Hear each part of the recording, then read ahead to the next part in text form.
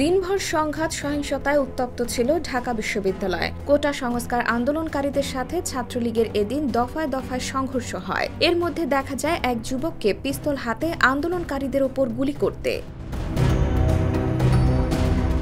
সোমবার সোয়া ৬টার দিকে ঢাবির শহীদুল্লাহ হলের সামনে আন্দোলনকারীদের সঙ্গে ছাত্রলীগের ধাওয়া পাল্টা ধাওয়ার সময় এই ঘটনায় দেখা যায় গুলি চালানোর সেই ছবি সামাজিক যোগাযোগ মাধ্যমে ছড়িয়ে পড়েছে।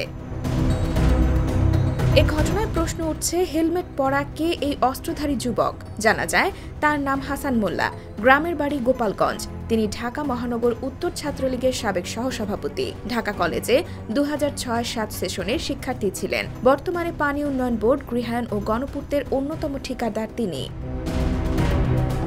এছাড়া তার চাচা সমালোচিত মোল্লা আবু কাউসার ছিলেন স্বেচ্ছাসেবক লীগের সাবেক সভাপতি। ক্যাসিনো কাণ্ডে তাকে দল থেকে বহিষ্কার করা হয়। সংশ্লিষ্ট সূত্র জানায়, চাচার আধিপত্যে বিভিন্ন প্রতিষ্ঠানে অস্ত্রের ভয় দেখিয়ে শত কোটি টাকার মালিক হয়েছেন হাসান মোল্লা। তাকে ঠিকাদারি কাজ না দিলে মারধর ও গুলি চালাতেন। এর আগেও তার বিরুদ্ধে মানুষকে গুলি করার অভিযোগ উঠেছিল।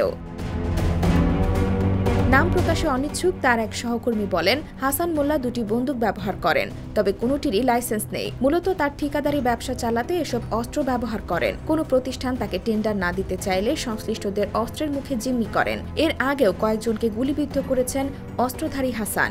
ভয়ভীতির আশ্রয়ে ঠিকাদার ব্যবসা করে দুটি রিসোর্ট, 4টি ফ্ল্যাট সহ কয়েক শত কোটি টাকার মালিক হয়েছেন তিনি। IBTV USA, new York.